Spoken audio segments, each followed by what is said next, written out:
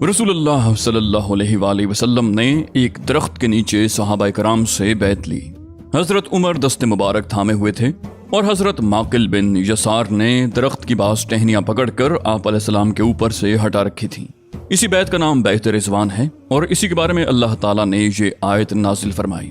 اللہ مومنین سے راضی ہوا جبکہ وہ آپ سے درخت کے نیچے بیعت کر رہے تھے۔ بہرحال قریش نے صورتحال کی نزاکت محسوس کر لی، لہٰذا جھٹ سہیل بن عمرو کو معاملات صلح طے کرنے کے لیے روانہ کیا اور یہ تاکید کر دی کہ صلح میں لازماً یہ بات طے کی جائے کہ آپ علیہ السلام اس سال واپس چلے جائیں۔ ایسا نہ ہو کہ عرب یہ کہیں کہ آپ علیہ السلام ہمارے شہر میں جبراً داخل ہو گئے۔ ان ہدایات کو لے کر سہیل بن عمرو آپ کے پاس حاضر ہوا۔ نبی علیہ السلام نے اسے آتا دیکھ کر صحابہ کرام سے فرمایا، تمہارا کام تمہارے لیے سہل کر دیا گیا ہے۔ اس شخص کو بھیجنے کا مطلب ہی یہ ہے کہ قریش صلح چاہتے ہیں۔ سہیل نے آپ کے پاس پہنچ کر دیر تک گفتگو کی اور بالآخر طرفین میں صلح کی دفعات طے ہو گئیں، جو کچھ یوں تھیں۔ نمبر 1، رسول اللہ صلی اللہ علیہ وسلم اس سال مکہ میں داخل ہوئے بغیر واپس جائیں گے۔ اگلے سال مسلمان مکہ آئیں گے اور 3 روز قیام کریں گے۔ ان کے ساتھ سوار کا ہتھیار ہوگا، میانوں میں تلواریں ہوں گی اور ان سے کسی قسم کا تعرض نہیں کیا جائے گا۔ نمبر 2، 10 سال تک فریقین جنگ بند رکھیں گے۔ اس عرصے میں لوگ مامون رہیں گے، کوئی کسی پر ہاتھ نہیں اٹھائے گا۔ نمبر 3، جو محمد صلی اللہ علیہ وسلم کے عہد و پیمان میں داخل ہونا چاہے داخل ہو سکے گا اور جو قریش کے عہد و پیمان میں داخل ہونا چاہے داخل ہو سکے گا۔ جو قبیلہ جس فریق میں شامل ہوگا اس فریق کا ایک جزو سمجھا جائے گا، لہٰذا ایسے کسی قبیلے پر زیادتی ہوئی تو خود اس فریق پر زیادتی منظور ہوگی۔ نمبر 4، قریش کا جو آدمی اپنے سرپرست کی اجازت کے بغیر یعنی بھاگ کر محمد صلی اللہ علیہ وسلم کے پاس جائے گا وہ اسے واپس کر دیں گے، لیکن آپ علیہ السلام کے ساتھیوں میں سے جو شخص پناہ کی غرض سے بھاگ کر قریش کے پاس آئے گا قریش اسے واپس نہ کریں گے۔ اس کے بعد آپ علیہ السلام نے حضرت علی کو بلایا کہ تحریر لکھ دیں اور یہ املا کروایا، بسم اللہ الرحمن الرحیم۔ اس پر سہیل نے کہا، ہم نہیں جانتے رحمان کیا ہے، آپ یوں لکھیے بِاسْمِكَ اللَّهُمَّ۔ نبی علیہ السلام نے حضرت علی کو حکم دیا کہ یہی لکھو۔ اس کے بعد آپ علیہ السلام نے یہ املا کروایا، یہ وہ بات ہے جس پر محمد رسول اللہ نے مصالحت کی۔ اس پر سہیل نے کہا، اگر ہم جانتے کہ آپ اللہ کے رسول ہیں تو پھر ہم نہ تو آپ کو بیت اللہ سے روکتے اور نہ جنگ کرتے، لہٰذا آپ محمد بن عبداللہ لکھوائیے۔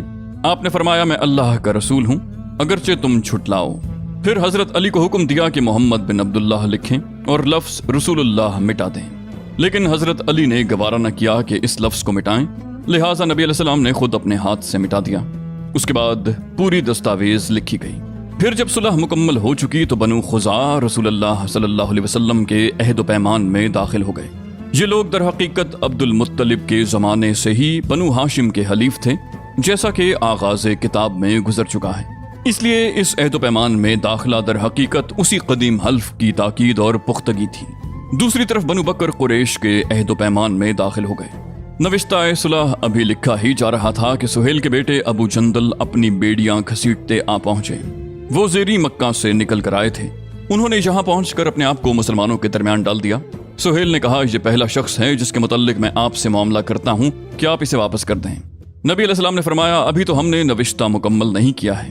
اس نے کہا، تب میں آپ سے کسی بات پر صلح کا کوئی معاملہ نہیں کروں گا۔ نبی علیہ السلام نے فرمایا، اچھا تو تم اس کو میری خاطر چھوڑ دو۔ اس نے کہا، میں آپ کی خاطر بھی نہیں چھوڑ سکتا۔ آپ علیہ السلام نے فرمایا، نہیں اتنا تو کر ہی دو۔ اس نے کہا، نہیں میں نہیں کر سکتا۔ پھر سہیل نے ابو جندل کے چہرے پر چانٹا رسید کیا اور مشرکین کی طرف واپس کرنے کے لیے ان کے کرتے کا گلا پکڑ کر گھسیٹا۔ ابو جندل زور زور سے چیخ کر کہنے لگے، مسلمانوں، کیا میں مشرکین کی طرف واپس کیا جاؤں گا کہ وہ مجھے میرے دین کے متعلق فتنے میں ڈالیں؟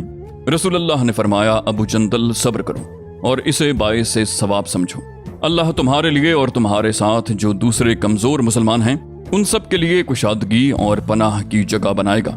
ہم نے قریش سے صلح کر لی ہے اور ہم نے ان کو اور انہوں نے ہم کو اس پر اللہ کا عہد دے رکھا ہے، اس لیے ہم بد عہدی نہیں کر سکتے۔ اس کے بعد حضرت عمر اچھل کر ابو جندل کے پاس پہنچے۔ وہ ان کے پہلو میں چلتے جا رہے تھے اور کہتے جا رہے تھے، ابو جندل صبر کرو، یہ لوگ مشرک ہیں، ان کا خون تو بس کتے کا خون ہے، اور ساتھ ہی ساتھ اپنی تلوار کا دستہ بھی ان کے قریب کرتے جا رہے تھے۔ حضرت عمر کا بیان ہے کہ مجھے امید تھی کہ وہ تلوار لے کر اپنے باپ کو اڑا دیں گے، لیکن انہوں نے اپنے باپ کے بارے میں بخل سے کام لیا اور معاہدہ صلح نافذ ہو گیا۔ رسول اللہ صلی اللہ علیہ وسلم معاہدہ صلح لکھوا کر فارغ ہو چکے تو فرمایا اٹھو اور اپنے اپنے جانور قربان کر دو، لیکن واللہ کوئی بھی نہ اٹھا۔ حتیٰ کہ آپ نے یہ بات 3 مرتبہ دہرائی مگر پھر بھی کوئی نہ اٹھا تو آپ ام سلمہ کے پاس گئے اور لوگوں کے اس پیش آمدہ طرز عمل کا ذکر کیا۔ ام المومنین نے کہا یا رسول اللہ، اگر آپ ایسا چاہتے ہیں تو پھر آپ تشریف لے جائیے اور کسی سے کچھ کہے بغیر چپ چاپ اپنا جانور ذبح کر دیجیے اور اپنے حجام کو بلا کر سر منڈا لیجیے۔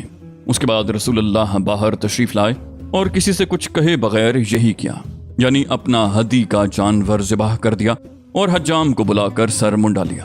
جب لوگوں نے دیکھا تو خود بھی اٹھ کر اپنے اپنے جانور ذبح کر دیے اور اس کے بعد باہم ایک دوسرے کا سر مونڈنے لگے۔ کیفیت یہ تھی کہ معلوم ہوتا تھا کہ فرط غم کے سبب ایک دوسرے کو قتل کر دیں گے۔ اس موقع پر گائے اور اونٹ 7 آدمیوں کی طرف سے ذبح کیے گئے۔ آپ علیہ السلام نے وہ اونٹ ذبح کیا جو کسی زمانے میں ابو جہل کے پاس تھا۔ اس کی ناک میں چاندی کا ایک حلقہ تھا۔ اس کا مقصد یہ تھا کہ مشرکین جل بھن کر رہ جائیں۔ پھر رسول اللہ نے سر منڈانے والوں کے لیے 3 بار مغفرت کی دعا کی اور قینچی سے کٹانے والوں کے لیے 1 بار۔ اسی سفر میں اللہ تعالیٰ نے حضرت کعب بن اجرا کے سلسلے میں یہ حکم بھی نازل فرمایا کہ جو شخص اذیت کے سبب اپنا سر حالت احرام میں منڈا لے وہ روزے یا صدقے یا ذبیحے کی شکل میں فدیہ دے۔ اس کے بعد کچھ مومنہ عورتیں آ گئیں۔ ان کے اولیاء نے مطالبہ کیا کہ حدیبیہ میں جو صلح ہو چکی ہے اس کی روح سے انہیں واپس کیا جائے، لیکن آپ علیہ السلام نے یہ مطالبہ اس دلیل کی بنا پر مسترد کر دیا کہ اس دفعہ کے متعلق معاہدے میں جو لفظ لکھا گیا تھا وہ یہ تھا، اور یہ معاہدہ اس شرط پر کیا جا رہا ہے کہ ہمارا جو آدمی آپ کے پاس جائے گا آپ اسے لازماً واپس کر دیں گے، خواہ وہ آپ ہی کے دین پر کیوں نہ ہو۔ لہٰذا عورتیں اس معاہدے میں سرے سے داخل ہی نہ تھیں۔ پھر اللہ تعالیٰ نے اسی سلسلے میں یہ آیت بھی نازل فرمائی، اے اہل ایمان، جب تمہارے پاس مومن عورتیں ہجرت کر کے آئیں تو ان کا امتحان لو، اللہ ان کے ایمان کو بہتر جانتا ہے، بس اگر انہیں مومنہ جانو تو کفار کی طرف نہ پلٹاؤ، نہ وہ کفار کے لیے حلال ہیں اور نہ کفار ان کے لیے حلال ہیں، البتہ ان کے کافر شوہروں نے جو مہر ان کو دیے تھے اسے واپس دے دو، اور پھر تم پر کوئی جرح نہیں کہ ان سے نکاح کر لو جبکہ انہیں ان کے مہر ادا کر دو، اور کافرہ عورتوں کو اپنے نکاح میں نہ رکھو۔ اس آیت کے نازل ہونے کے بعد جب کوئی مومنہ عورت ہجرت کر کے آتی تو رسول اللہ تعالیٰ کے اس ارشاد کی روشنی میں اس کا امتحان لیتے۔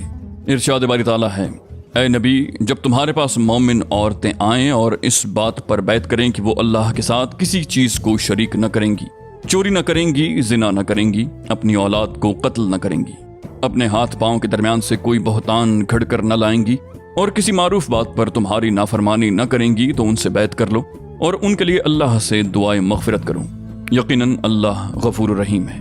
چنانچہ جو عورتیں اس آیت میں ذکر کی ہوئی شرائط کی پابندی کا عہد کرتی، آپ ان سے فرماتے کہ میں نے تم سے بیعت لے لی، پھر انہیں واپس نہ کرتے۔ اس حکم کے مطابق مسلمانوں نے اپنی کافرہ بیویوں کو طلاق دے دی۔ اس وقت حضرت عمر کی زوجیت میں 2 عورتیں تھیں جو شرک پر قائم تھیں۔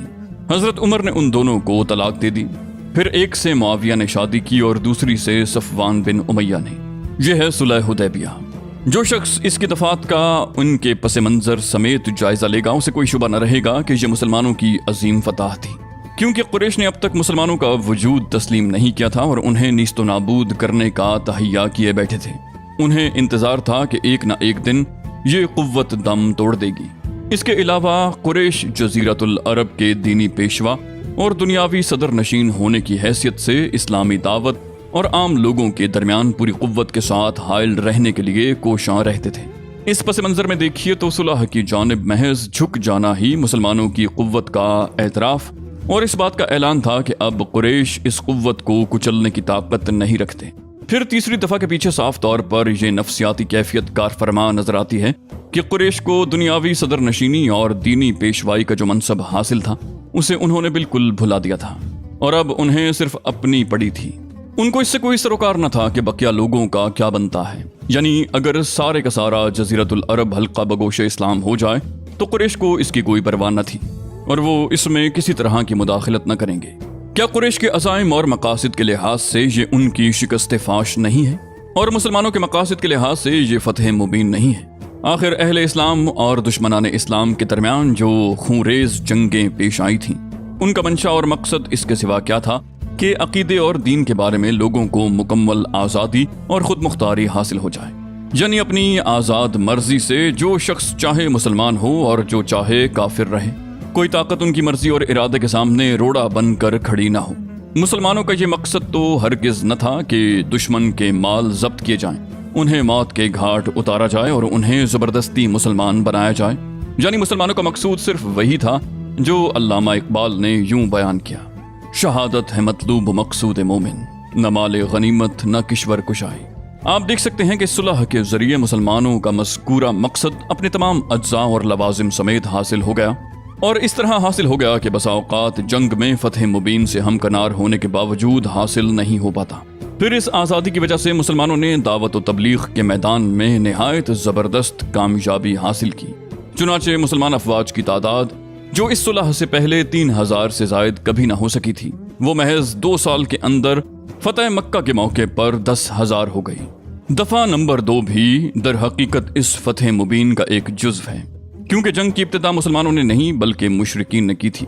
اللہ کا ارشاد ہے، یعنی پہلی بار انہی لوگوں نے تم لوگوں سے ابتدا کی۔ جہاں تک مسلمانوں کی طلائیہ گردیوں اور فوجی گشتوں کا تعلق ہے تو مسلمانوں کا مقصود ان سے صرف یہ تھا کہ قریش اپنے احمقانہ غرور اور اللہ کی راہ روکنے سے باز آ جائیں اور مساویانہ بنیاد پر معاملہ کر لیں، یعنی ہر فریق اپنی اپنی ڈگر پر گامزن رہنے کے لیے آزاد رہے۔ اب غور کیجئے کہ 10 سالہ جنگ بند رکھنے کا معاہدہ آخر اس غرور اور اللہ کی راہ میں رکاوٹ سے باز آنے ہی کا تو عہد ہے، جو اس بات کی دلیل ہے کہ جنگ کا آغاز کرنے والا کمزور اور بے دست و پا ہو کر اپنے مقصد میں ناکام ہو گیا۔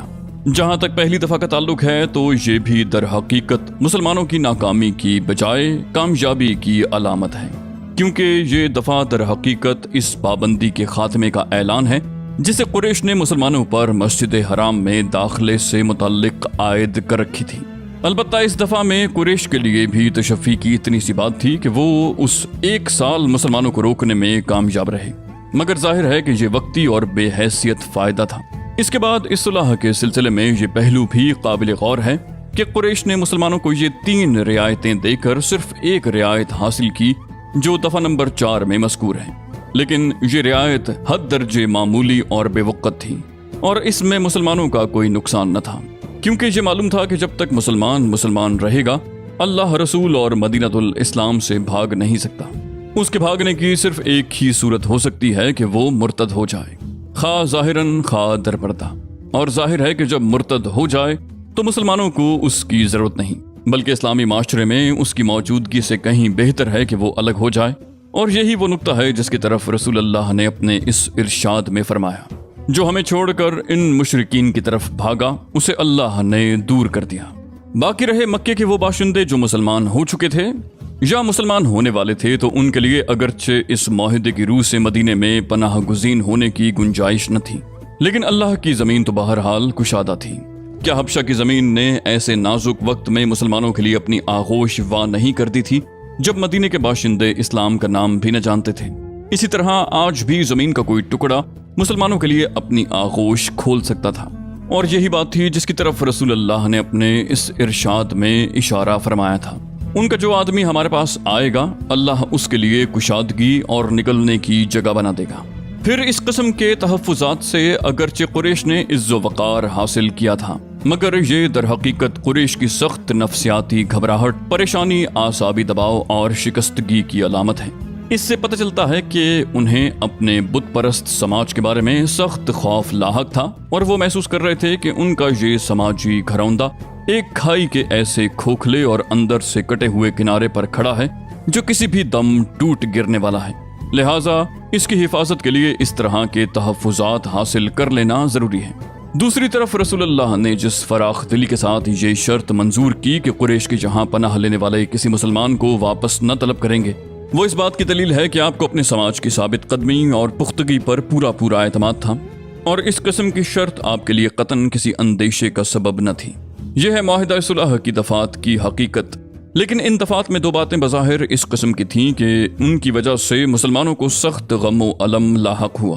ایک یہ کہ آپ علیہ السلام نے بتایا کہ آپ بیت اللہ تشریف لے جائیں گے اور اس کا طواف کریں گے، لیکن آپ طواف کیے بغیر واپس ہو رہے تھے۔ دوسرے یہ کہ آپ اللہ کے رسول ہیں اور حق پر ہیں اور اللہ نے اپنے دین کو غالب کرنے کا وعدہ کیا ہے۔ پھر کیا وجہ ہے کہ آپ علیہ السلام نے قریش کا دباؤ قبول کیا اور دب کر صلح کی؟ یہ دونوں باتیں طرح طرح کے شکوک و شبہات اور گمان اور وسوسے پیدا کر رہی تھیں۔ ادھر مسلمانوں کے احساسات اس قدر مجروح تھے کہ وہ صلح کی دفعات کی گہرائیوں پر غور کرنے کی بجائے حزن و غم سے نڈھال تھے، اور غالباً سب سے زیادہ غم حضرت عمر بن خطاب کو تھا۔ چنانچہ انہوں نے خدمت نبوی میں حاضر ہو کر عرض کیا کہ اے اللہ کے رسول، کیا ہم لوگ حق پر اور وہ لوگ باطل پر نہیں؟ آپ علیہ السلام نے فرمایا کیوں نہیں؟ انہوں نے کہا کیا ہمارے مقتولین جنت میں اور ان کے مقتولین جہنم میں نہیں؟ آپ علیہ السلام نے فرمایا کیوں نہیں؟ انہوں نے کہا تو پھر کیوں ہم اپنے دین کے بارے میں دباؤ قبول کریں اور ایسی حالت میں پلٹیں کہ ابھی اللہ نے ہمارے اور ان کے درمیان فیصلہ نہیں کیا ہے؟ آپ علیہ السلام نے فرمایا خطاب کے صاحبزادے، میں اللہ کا رسول ہوں اور اس کی نافرمانی نہیں کر سکتا۔ وہ میری مدد کرے گا اور مجھے ہرگز ضائع نہیں کرے گا۔ حضرت عمر نے کہا کیا آپ علیہ السلام نے ہم سے یہ بیان نہیں کیا تھا کہ ہم بیت اللہ کی زیارت کریں گے اور اس کا طواف کریں گے؟ آپ علیہ السلام نے فرمایا کیوں نہیں، لیکن کیا میں نے یہ بھی کہا تھا کہ ہم اسی سال کریں گے؟ حضرت عمر نے کہا نہیں۔ آپ علیہ السلام نے فرمایا تو بہرحال تم بیت اللہ تک پہنچو گے اور اس کا طواف کرو گے۔ اس کے بعد حضرت عمر رضی اللہ عنہ غصے سے بپھرے ہوئے حضرت ابو بکر صدیق کے پاس پہنچے اور ان سے وہی باتیں کہیں جو رسول اللہ سے کہی تھی، اور انہوں نے بھی ٹھیک وہی جواب دیا جو رسول اللہ نے دیا تھا، اور اخیر میں اتنا اور اضافہ کر دیا کہ آپ علیہ السلام کی رکاب تھامے رہو یہاں تک کہ موت آ جائے، کیونکہ خدا کی قسم آپ علیہ السلام حق پر ہیں۔ اس کے بعد انا فتحنا لک فتحا مبینا کی آیت نازل ہوئی، جس میں صلح کو فتح مبین قرار دیا گیا۔ اس کا نزول ہوا تو رسول اللہ نے حضرت عمر بن خطاب کو بلایا اور پڑھ کر سنایا۔ وہ کہنے لگے یا رسول اللہ یہ فتح ہے؟ فرمایا ہاں۔ اس سے ان کے دل کو سکون ہو گیا اور وہ واپس چلے گئے۔ بعد میں حضرت عمر کو اپنی تقصیر کا احساس ہوا تو سخت نادم ہوئے۔ خود ان کا بیان ہے کہ میں نے اس روز جو غلطی کی تھی اور جو بات کہہ دی تھی، اس سے ڈر کر میں نے بہت سے اعمال کیے، برابر صدقہ اور خیرات کرتا رہا، روزے رکھتا اور نماز پڑھتا رہا اور غلام آزاد کرتا رہا، یہاں تک کہ اب مجھے خیر کی امید ہے۔ رسول اللہ صلی اللہ علیہ وسلم مدینہ واپس تشریف لا کر مطمئن ہو چکے تو ایک مسلمان جسے مکے میں اذیتیں دی جا رہی تھیں چھوٹ کر بھاگ آیا۔ ان کا نام ابو بصیر تھا۔ وہ قبیلہ ثقیف سے تعلق رکھتے تھے اور قریش کے حلیف تھے۔ قریش نے ان کی واپسی کے لیے 2 آدمی بھجوائے اور یہ کہلوایا کہ ہمارے اور آپ کے درمیان جو عہد و پیمان ہے اس کی تعمیل کیجیے۔ نبی علیہ السلام نے ابو بصیر کو ان دونوں کے حوالے کر دیا۔ یہ دونوں انہیں ہمراہ لے کر روانہ ہوئے اور ذوالحلیفہ پہنچ کر اترے اور کھجور کھانے لگے۔ ابو بصیر نے ایک شخص سے کہا اے فلاں، خدا کی قسم میں دیکھتا ہوں کہ تمہاری یہ تلوار بڑی عمدہ ہے۔ اس شخص نے اسے نیام سے نکال کر کہا ہاں واللہ یہ بہت عمدہ ہے، میں نے اس کا بارہا تجربہ کیا ہے۔ ابو بصیر نے کہا ذرا مجھے دکھلاؤ میں بھی دیکھوں۔ اس شخص نے ابو بصیر کو تلوار دے دی اور ابو بصیر نے تلوار لیتے ہی اسے مار کر ڈھیر کر دیا۔ دوسرا شخص بھاگ کر مدینہ آیا اور دوڑتا ہوا مسجد نبوی میں گھس گیا۔ رسول اللہ نے اسے دیکھ کر فرمایا یہ خوف زدہ نظر آتا ہے۔ وہ شخص نبی علیہ السلام کے پاس پہنچ کر بولا میرا ساتھی خدا کی قسم قتل کر دیا گیا اور میں بھی قتل ہی کیا جانے والا ہوں۔ اتنے میں ابو بصیر آ گئے اور بولے یا رسول اللہ، اللہ نے آپ کا عہد پورا کر دیا، آپ نے مجھے ان کی طرف پلٹا دیا، پھر اللہ نے مجھے ان سے نجات دے دی۔ رسول اللہ نے فرمایا اس کی ماں کی بربادی ہو، اسے کوئی ساتھی مل جائے تو یہ جنگ کی آگ بھڑکا دے گا۔ یہ بات سن کر ابو بصیر سمجھ گئے کہ اب انہیں پھر کافروں کے حوالے کیا جائے گا، اس لیے وہ مدینے سے نکل کر ساحل سمندر پر آ گئے۔ ادھر ابو جندل بن سہیل بھی چھوٹ بھاگے اور ابو بصیر سے آ ملے۔ اب قریش کا جو آدمی بھی اسلام لا کر بھاگتا وہ ابو بصیر سے آ ملتا، یہاں تک کہ ان کی ایک جماعت اکٹھی ہو گئی۔ اس کے بعد ان لوگوں کو ملک شام آنے جانے والے کسی بھی قریشی قافلے کا پتہ چلتا تو وہ اس سے ضرور چھیڑ چھاڑ کرتے اور قافلے والوں کو مار کر ان کا مال لوٹ لیتے۔ قریش نے تنگ آ کر نبی علیہ السلام کو اللہ اور قرابت کا واسطہ دیتے ہوئے یہ پیغام دیا کہ آپ انہیں اپنے پاس بلا لیں اور اب جو بھی آپ کے پاس جائے گا مامون رہے گا۔ اس کے بعد نبی علیہ السلام نے انہیں بلوا لیا اور وہ مدینہ گئے۔ اس معاہدہ صلح کے بعد 7 ہجری کے اوائل میں حضرت عمرو بن عاص، خالد بن ولید اور عثمان بن طلحہ مسلمان ہو گئے۔ جب یہ لوگ خدمت نبوی میں حاضر ہوئے تو آپ علیہ السلام نے فرمایا مکہ نے اپنے جگر گوشوں کو ہمارے حوالے کر دیا ہے۔